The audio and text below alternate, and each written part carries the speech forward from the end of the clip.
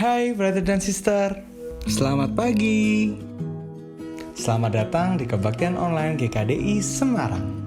Sebentar lagi kita akan segera mempersiapkan diri untuk memulai ibadah.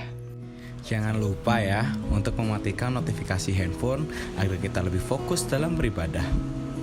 Sebelum memulai ibadah, mari kita bersatu di dalam doa. Tuhan Yesus yang baik, Tuhan Yesus yang luar biasa, kami mengucap syukur Tuhan untuk pagi hari ini kami boleh beribadah bersama Tuhan.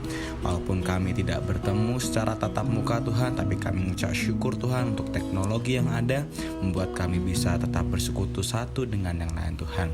Dan sebentar Tuhan, kami akan memulai ibadah kami, Kau yang sertai dari awal, pertengahan hingga akhirnya. Kami mengucap syukur Tuhan dan kami siap beribadah. Dalam nama Tuhan Yesus kami telah berdoa. Amin.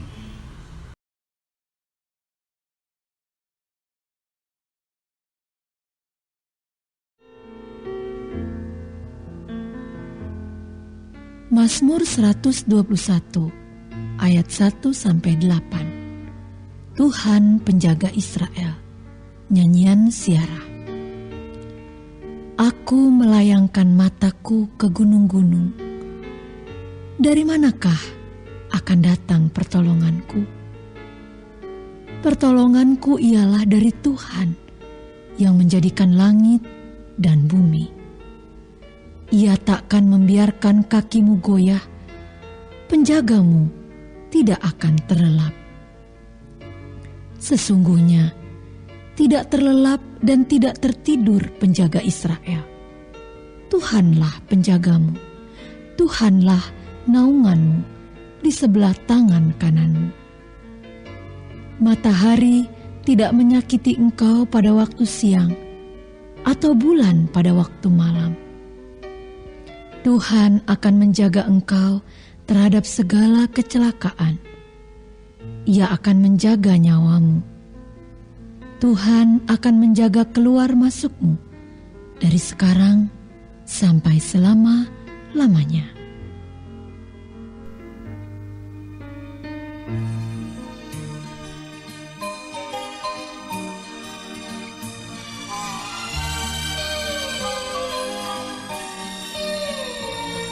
Ku melayangkan mataku ke gunung-gunung.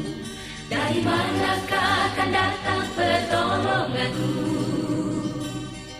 Pertolonganku datangnya dari Tuhan yang menjadikan semesta. Dia takkan membiarkan kakimu goyah.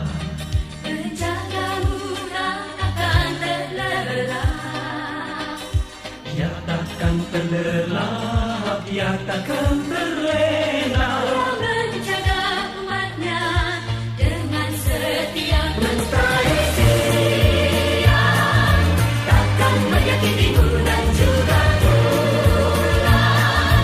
Di waktu malam Tuhanlah yang menjagamu dari segala bahaya. Tuhanlah yang memeliharakan nyawamu. Tuhanlah yang menjaga kehidupan umatnya dari sekarang sampai selamanya. La la la la la la la la la la.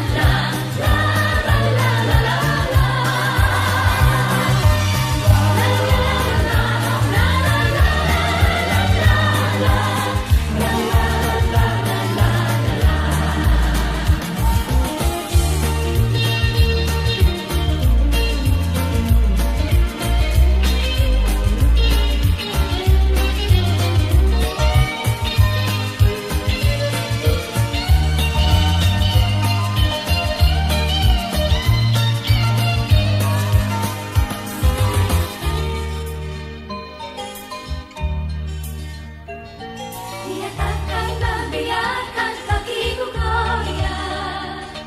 Penjagamu tak akan terlelap.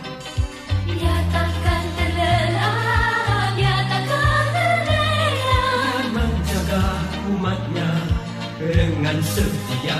Mentari siang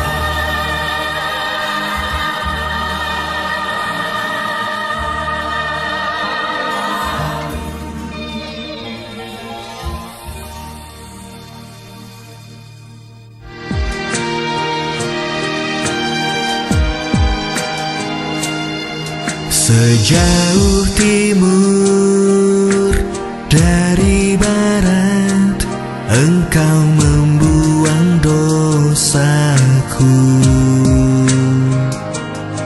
Tiada kau ingat lagi pelanggaranku.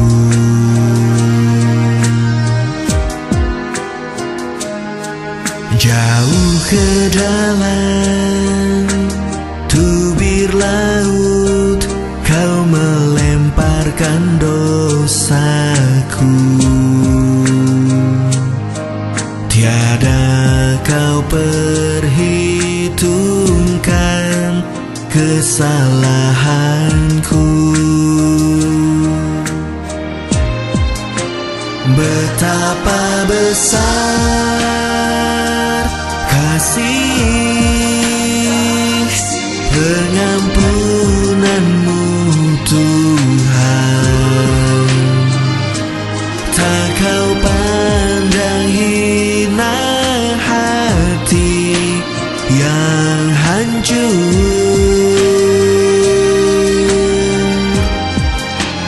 Ku berterima kasih kepadamu ya Tuhan. Pengampunan yang kau beri, pulihkanku.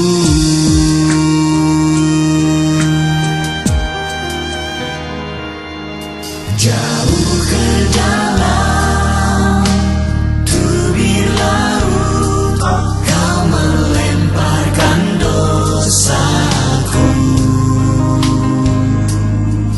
Tiada kau perhitungkan kesalahanku. Betapa besar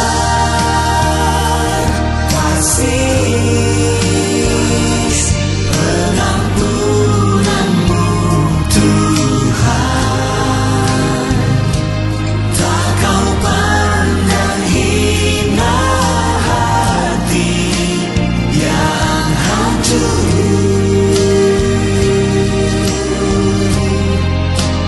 Ku berterima kasih kepadamu ya Tuhan. Pengampunan yang kau beri, pulihkanku.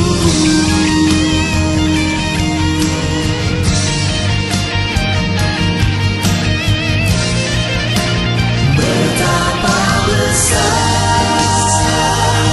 kasih pengampunan-Mu Tuhan.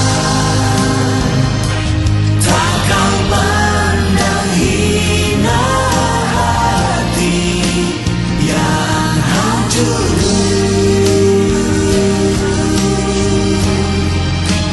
Ku berterima kasih kepadamu ya Tuhan.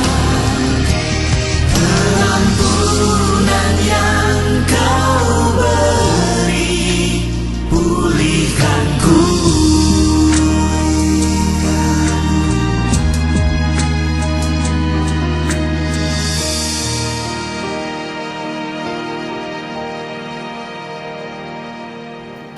Memuji Tuhan bukan karena kanan kiri saudara, bukan karena tim PPW, tapi saudara memang mau menyenangkan hati Tuhan. Amin. Angkat kedua tanganmu sama-sama. Shalalalala, shalalala.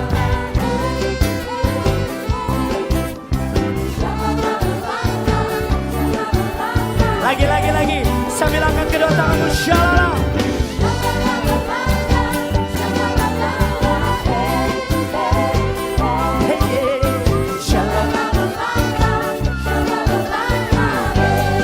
Sepakat, Yesus. Jiwaku, sungguh ku percaya pada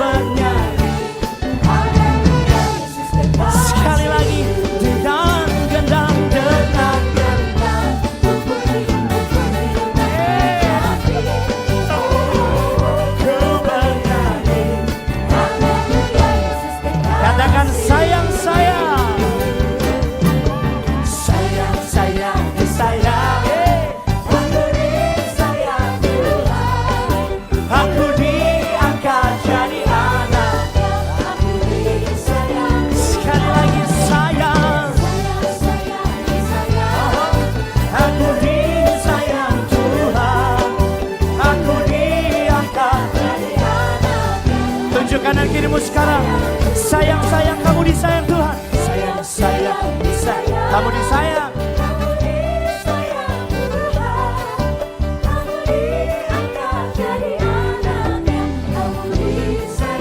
Sekali lagi sayang, sayang. Sayang, sayang, disayang. Ingetin kanan kiri. Kamu di ahe, ahe.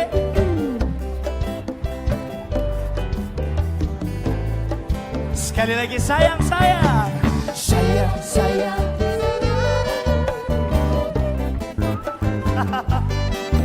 Kamu di. Sekali lagi sayang, sayang. Sayang, sayang, sayang. Aku disayang Tuhan. Aku di asik, asik. Glory, glory. Glory, glory, haleluya. Glory, glory, glory, puji Tuhan. Glory, glory, glory, glory, haleluya. Glory, glory, glory, sekali lagi glory. Glory, glory, glory, haleluya. Siap-siap, shalalala. La la la la, shalalala. Hey, hey, hey, asik, asik. Jemaat Tuhan saja, shalalala. Shalalala, shalalala. Asik-asik. Jangan malu-malu. Jemaat Tuhan sekali lagi, jemaat Tuhan. Shalalalala.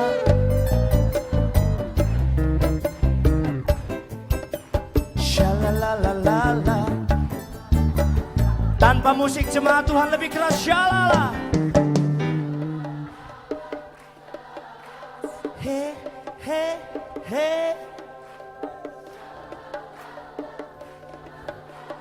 He, ya, ya, ya.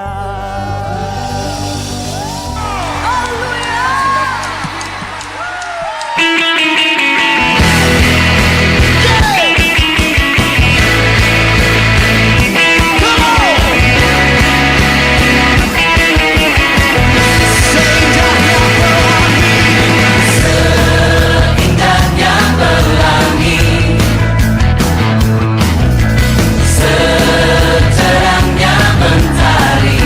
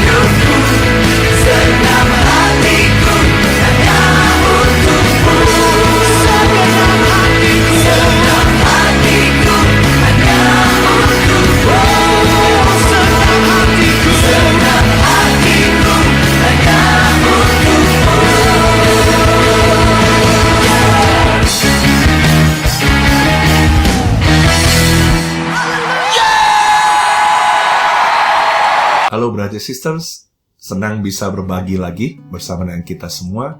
Tetap semangat, tetap bergantung kepada Tuhan, dan tetap jaga diri kita untuk sehat. Hari ini kita akan sama-sama belajar tentang how to benefit from trials. Jangan ada trials, pencobaan terjadi dalam hidup kita, dan kita cuman waste itu. Jadi sia-sia, jangan. Kita bisa benefit dari itu, dan jangan kita jadi bitter. Salah satu hal yang sangat penting yang kita bisa belajar melalui trials adalah bertumbuh dalam pandangan kita tentang Tuhan. Bertumbuh dalam pengenalan kita akan Tuhan. Nah, hari ini saya akan mengajak kita sama-sama belajar dari buku Ayub. Dan saya dulu melihat buku Ayub hanya sebagai buku tentang suffering. Kalau ada orang sedang mengalami pain and suffering, saya buka buku Ayub.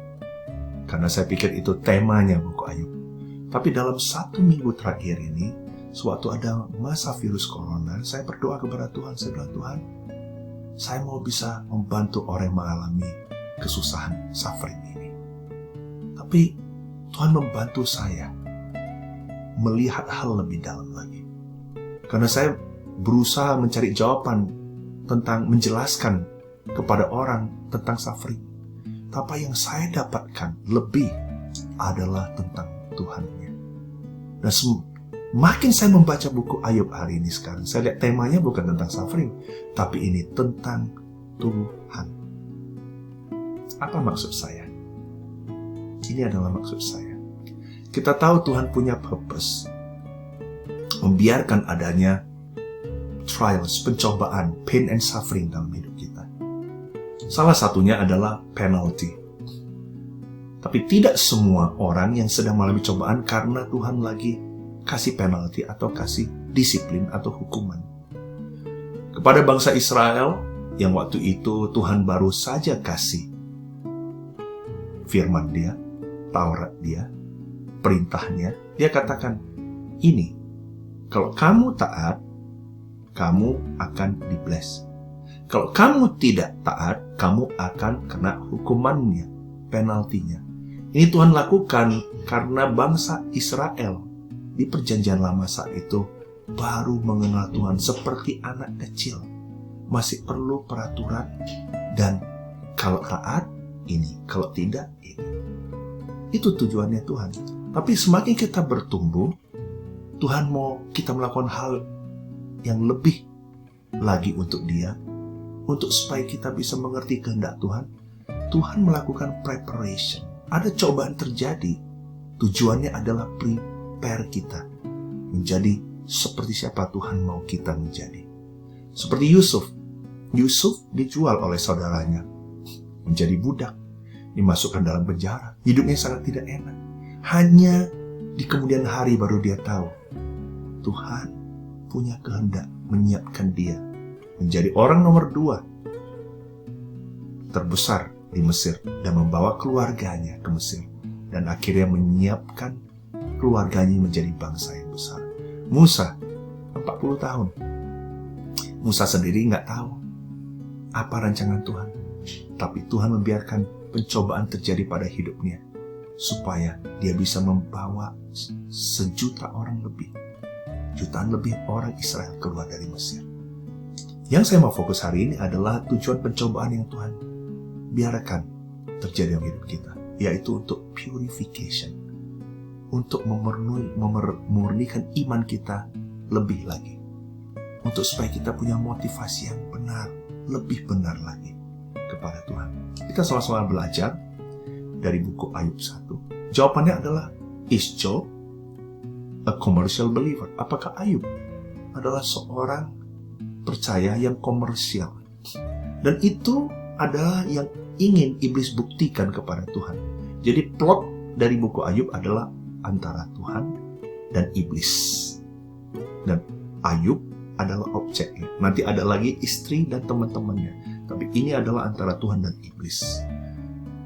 Di awal buku Ayub, yaitu Ayub 1, Tuhan sangat bangga dengan Ayub. Dia bilang, sebab tiada seorang pun di bumi seperti dia, yang demikian saleh dan jujur, yang takut akan Allah dan menjauhi kejahatan.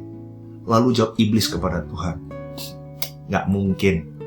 Apakah dengan tidak mendapat apa-apa, Ayub takut akan Allah?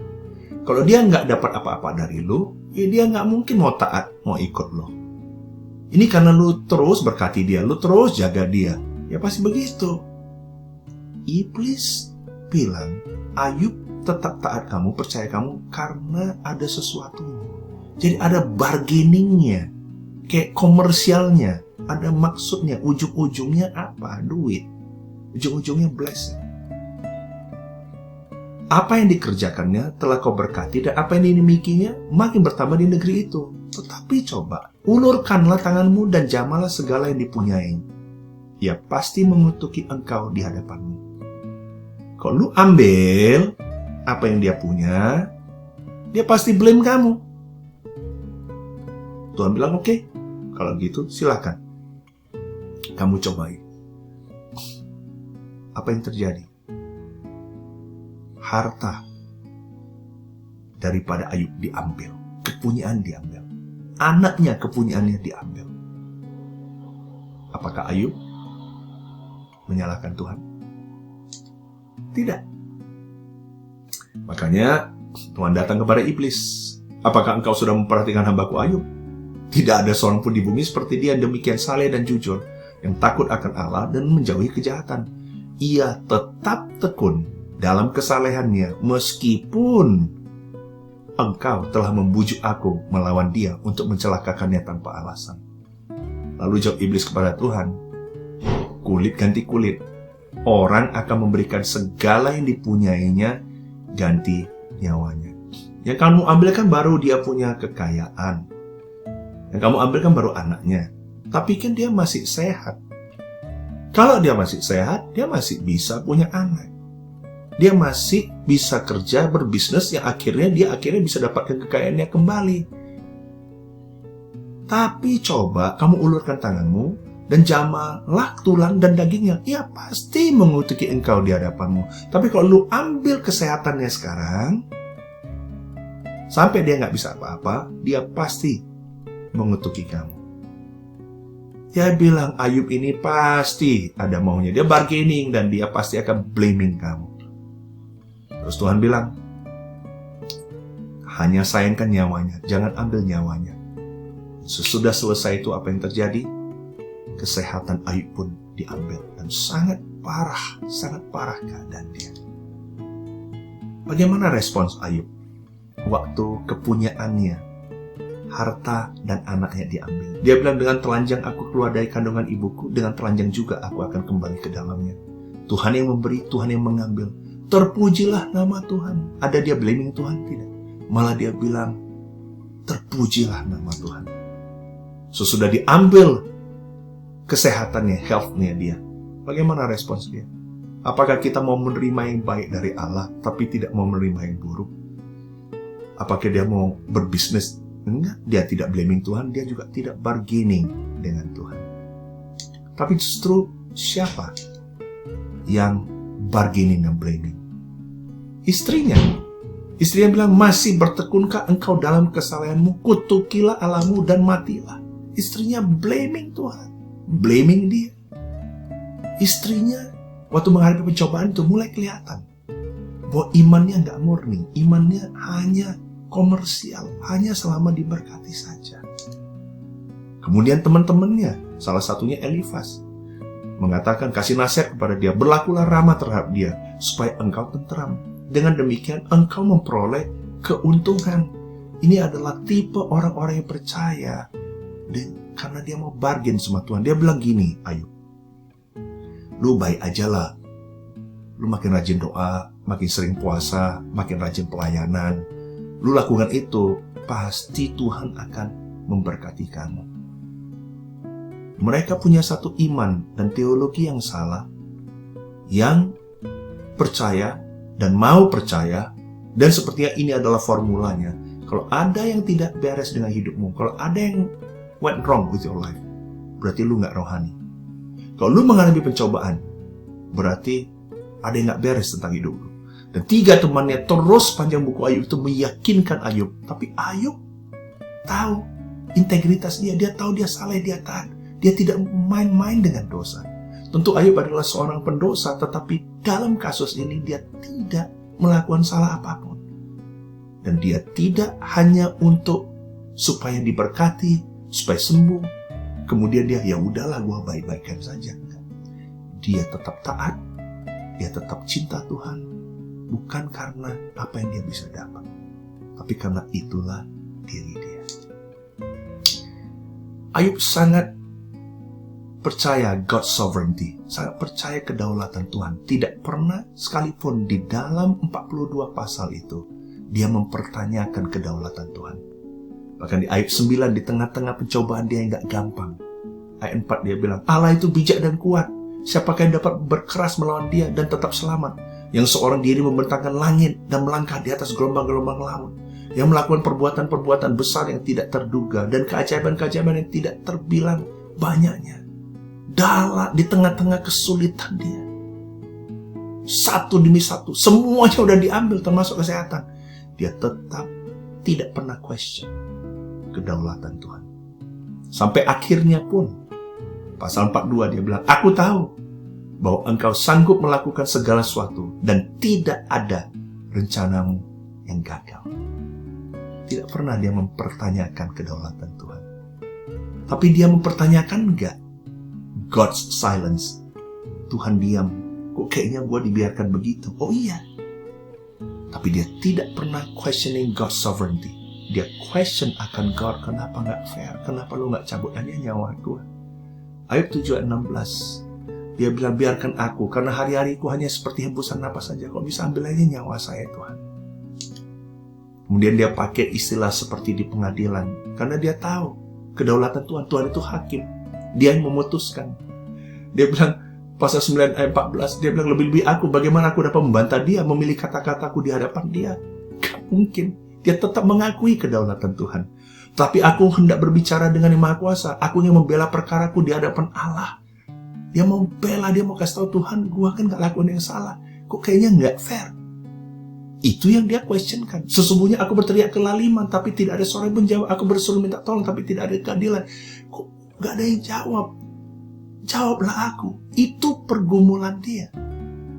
Tapi never once, tidak pernah sekalipun, dia questioning God's sovereignty atau kedaulatan Tuhan. Oke enggak? Untuk kita dalam pencobaan, kita questioning, mempertanyakan Tuhan. Oke. Yesus sendiri, waktu dia disalib, dia bilang, Eli, Eli, lama sabatani. Artinya, Allahku, Allahku, mengapa engkau meninggalkan aku? Ini Yesus sendiri loh, yang tidak pernah berbuat dosa. Apakah dia mempertanyakan kedaulatan Tuhan? Tidak. Yesus tidak pernah sedetik pun mempertanyakan kedaulatan Tuhan. Dia tahu Tuhan baik. Dia tahu Tuhan itu maha kuasa. Tuhan itu maha sanggup. Dia tahu Tuhan tidak pernah gagal. Tapi di dalam pergumulan dia mempertanyakan akan perasaan dia yang lonely itu. So apa yang kita belajar tentang Tuhan? Yang kita belajar di buku Ayub? Ini luar biasa sekali. Karena dari sini kita manusia gak bisa lihat Tuhan. Ayub bisa mengerti Tuhan dalam level yang luar biasa.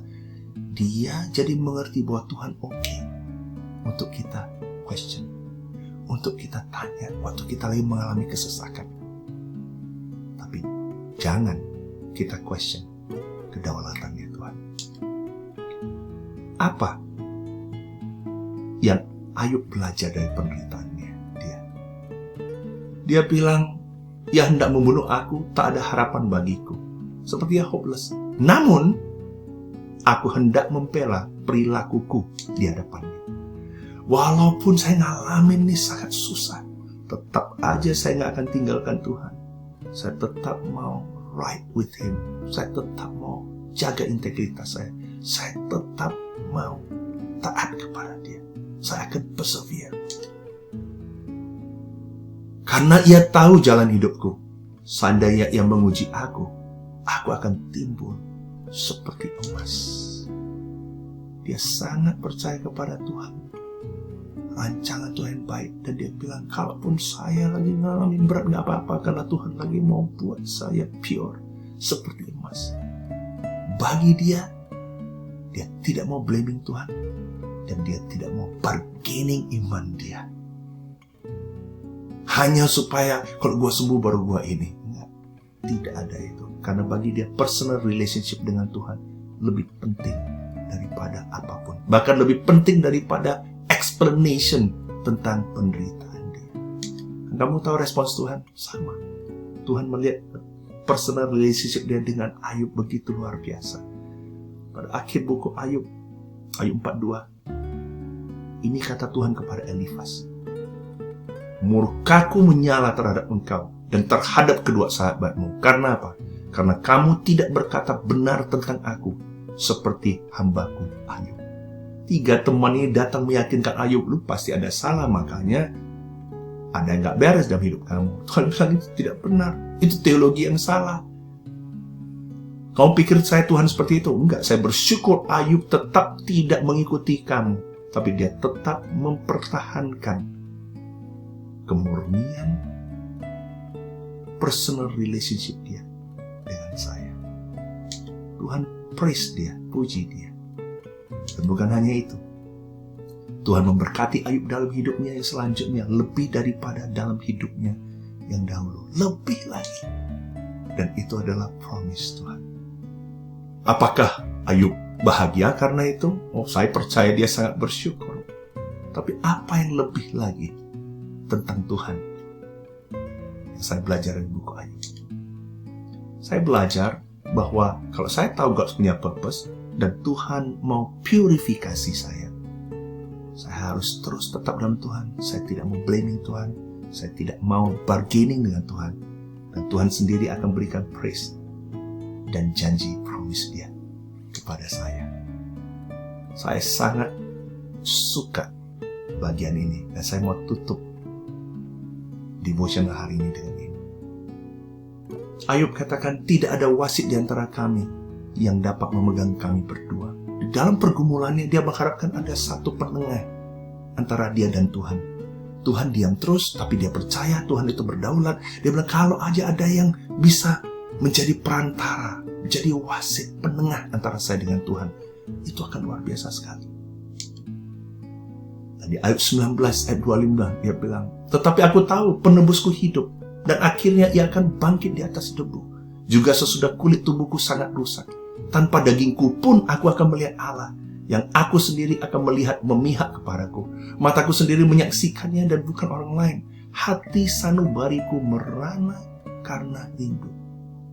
Ini supaya kita tahu, Ayub belum ada Alkitab tertulis untuk dia baca.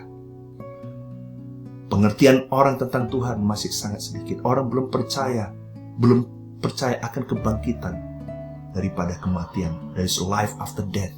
Belum ada teologi tentang itu. Belum ada teologi tentang penebus yang hidup. Belum ada teologi kalau saya mati berarti saya masih tetap bisa melihat Tuhan. Nggak ada. Tapi karena penderitaan ini membuat dia merindukan satu wasit, satu perantara, pendengar. Begitu rindu, bahkan dia percaya itu akan ada sebelum bahkan perjanjian baru ada. Luar biasa. Dari penderitaan Ayub, kita bisa lihat the glimpse of Jesus. Apa yang kita lihat? Bukan hanya praise and promise, tapi Ayub melalui penderitaannya, dia rindu dan dia bisa lihat a person of Jesus. Di perjanjian baru 1 Timotius 2 ayat 5, karena Allah itu Esa dan Esa pula, dia yang menjadi pengantara antara Allah dan manusia, yaitu manusia Kristus Yesus. Hanya di kemudian hari di perjanjian baru bisa dituliskan di Alkitab bahwa Yesus itulah perantaranya. Bayangkan seberapa Ayub bisa melihat jauh ke depan, bisa mengerti Tuhan begitu dalam, bisa mengubah pandangan dia dengan Tuhan walaupun itu belum tertulis. Dan mengapa itu bisa terjadi? Itu terjadi ketika dia mengalami pencobaan dan dia bisa benefit dari itu dan bertumbuh dalam pengertian dia akan Tuhan. Sangat luar biasa. Saya berharap pada masa pencobaan ini, brothers sisters, kita sama-sama bukan fokus kepada pain and suffering atau trials itu, tapi kita sama-sama fokus apa yang Tuhan mau tunjukkan kepada kamu dan saya. Mari kita semangat, Tuhan berkati kita semua. Amin.